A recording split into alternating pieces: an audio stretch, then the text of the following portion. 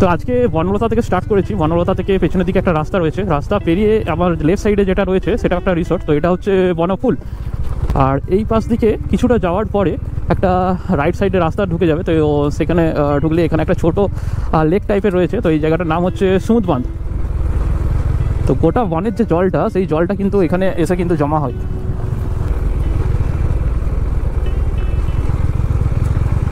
Railway ট্র্যাকটা left সাইডের দিকে গোকুলনগর, তারপরে হচ্ছে লাস্ট হচ্ছে ময়নাপুরে যে কিন্তু শেষ হয়েছে। আর রাইট সাইডের দিকে একেবারে হচ্ছে বিষ্ণুপুরের সাথে কানেক্ট করেছে। আর মাঝখানে একটা রয়েছে হচ্ছে বিরসা মুন্ডা। তো ওখানে কিন্তু সেইভাবে কিন্তু ট্রেন সেইভাবে দাঁড়ায় না, কিছু সেকেন্ডের জন্য হয়তো দাঁড়ায়। এখান থেকে ভিউটা দেখাচ্ছে, দেখো সূর্যটাকে একটা লাল বলের মতো একবারে দেখাচ্ছে।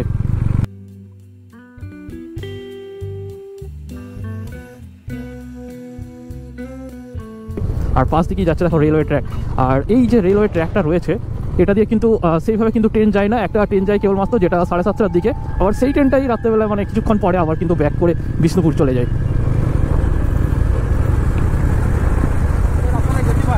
লেফট সাইডে যদি দেখো টোটাল কিন্তু বনটা কিন্তু আগুন ধরে গিয়েছিল, রাইট সাইডে কিন্তু কিছু হয় না, টোটাল কিন্তু সবুজ।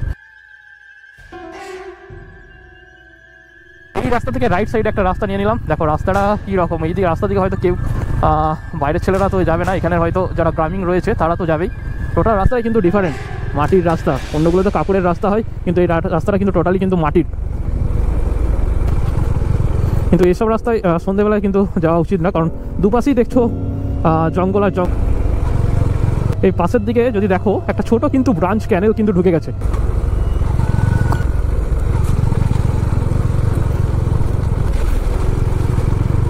আর জঙ্গলের মধ্যে দেখো শুকনো পাতা পড়ে রয়েছে, এই শুকনো পাতাগুলোতেই মেনলি কিন্তু আগুন ধরে যায়। দেখে মনে হচ্ছে এইসব রাস্তা থেকে কেউ কখনো গেছে কি, কেউ যায়নি, কারণ গেলে কিন্তু এই যে বনের পাতাগুলো কিন্তু এরকমভাবে পড়ে থাকতো না। আমার পেছনে যে বন্ধুটা ছিল সে তো আসছেই না, কোথায় গেল? দেখো পুরো কি জায়গা, মানে কেউ কোথাও নেই, দুপাশে জঙ্গল। এই লোকেশন থেকে কিছুক্ষণ আগে এসেছি, এখনও দেখো দূরের দিকে যদি তাকাও একটা কিন্তু ধুলো রয়েছে, এত ধুলো উড়েছে। আমি ম্যাপটা টোটাল গুগলের দেখে ঠিক করেছি।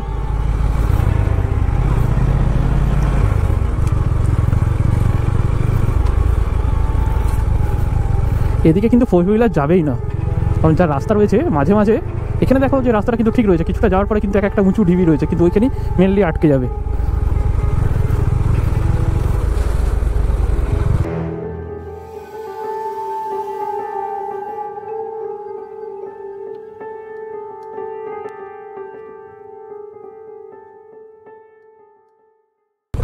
কমেন্টে জানিও যে কীরকম লাগলো রাস্তাটা, আমি আজকে যে রাস্তার দিকে এলাম। এরপরে আবার কন্টিনিউ করবো ম্যাপ।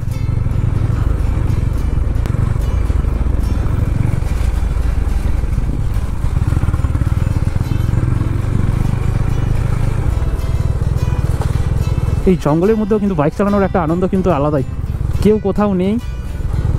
মেন রোড দিকে যদি যাও বিষ্ণুপুর, ওখানে কিন্তু অনেক গাড়ি ঘোড়া পাবে, কিন্তু এই দিকে কিন্তু কোনো কিছু নেই।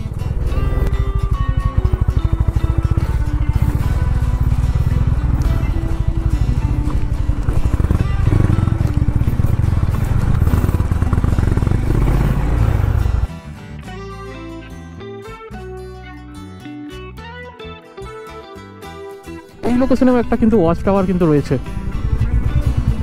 এই ওয়াচ টাওয়ারটা গুগলেও শো করছে না, তো আমরা আস্তে আস্তে আমাদের চোখে পড়লো। বাইকগুলো রাখলাম, এবারে এর উপরে উঠবো। 1 2 3 4। হ্যাঁ বল। একেবারে টপে উঠে গেছে, এখান থেকে আর একটা মামটির ছাদের মতো করা রয়েছে।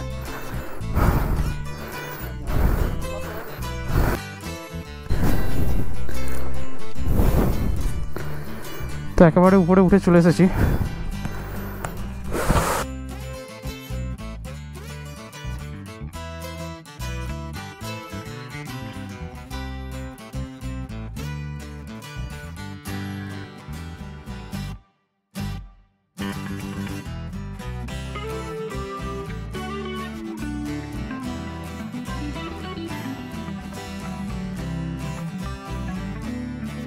একটু উঁচু হলে একবারে উপরের থেকে দেখা যেত, কারণ এটার থেকেও হচ্ছে গাছের হাইটগুলো কিন্তু কিছুটা বেশি রয়েছে।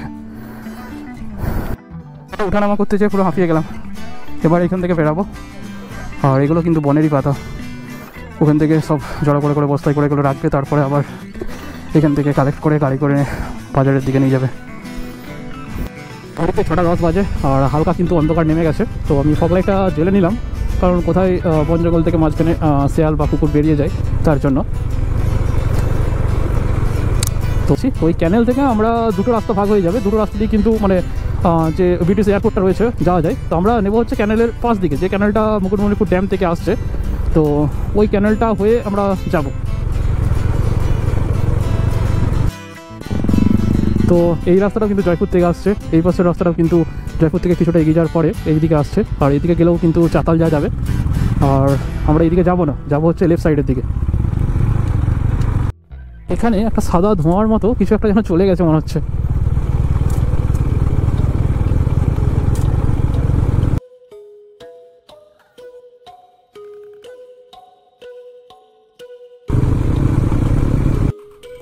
তো এই যে সামনে যে কালভার্টটা দেখতে পাচ্ছ, তো এই কালভার্টের এই লোকেশন থেকে কিন্তু আমরা রাইটে একটা ছোট রাস্তা ঢুকে গেছে।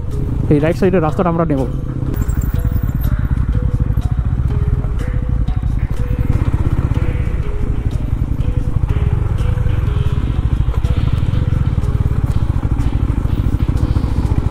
আজকে ফুল টু অফরোড হয়েছে। আর আমি একটা নতুন টায়ার লাগিয়েছি, যেটা হচ্ছে রাইস মোটর টুরার ভার্সনটা।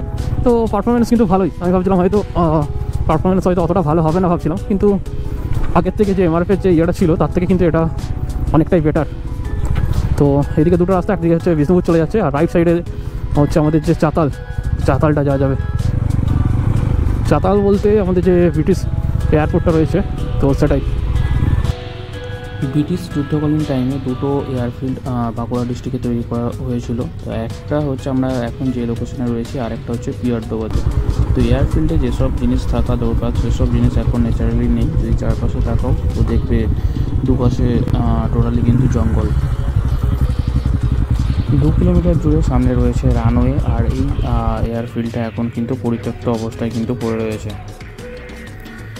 এখন আমাদের সামনে জঙ্গলের মধ্যে একটা ওয়াচ টাওয়ার দেখতে পাচ্ছ। তো এটা সেই ব্রিটিশ আমলের। তো এটা ওই রানওয়ের পাশেই কিন্তু রয়েছে। 1 2 3 হ্যাঁ 3টে ফ্লোর রয়েছে। সিঁড়িগুলোর অবস্থা খুবই খারাপ, মানে যেহেতু মেনটেনেন্স হয় না, তো কিছুদিন পরে ভাঙতে ভাঙতে বিলীন হয়ে যাবে।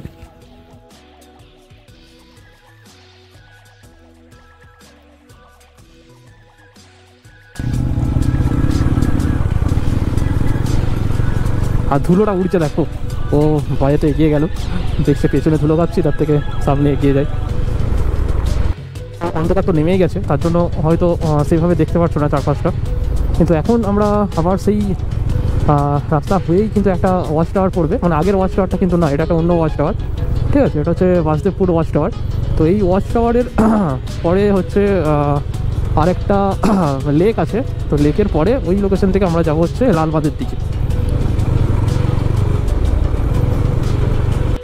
দেখো এতক্ষণ অবধি কিন্তু গাছের হাইটগুলো অনেকটা কিন্তু বেশি ছিল, এই লোকেশনের পর থেকে গাছের হাইটগুলো দেখো অনেকটাই কিন্তু কমে গেছে। আর সামনে একটা লাল আভা টাইপের কিন্তু দেখাচ্ছে। তো আমরা ফার্স্ট যখন আসছিলাম টোটাল জঙ্গল পেয়েছিলাম, পাশে আগুন ধরে গেছিলো, তারপর বিভিন্ন লোকেশন দিকে এলাম, বিভিন্ন চেঞ্জ হলো।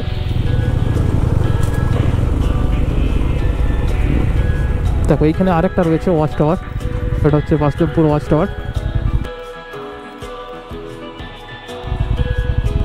সুমন, এই লোকেশন থেকেই হচ্ছে রাইটে যেতে হবে, যে একটা ঠান্ডা ঠান্ডা বাতাস বইছে, কারণ যেহেতু বনের মাঝখানের রাস্তা। আর এই রাস্তা থেকে কিন্তু মানে আমি আগে তো যাইনি, আর এমনিতেও যাই না, যেহেতু আমার সাথে একজন রয়েছে, একটা বন্ধু, তো তার জন্যই এসেছি। একা একা এইসব রাস্তাতে রিস্ক নেওয়াটা ঠিক না।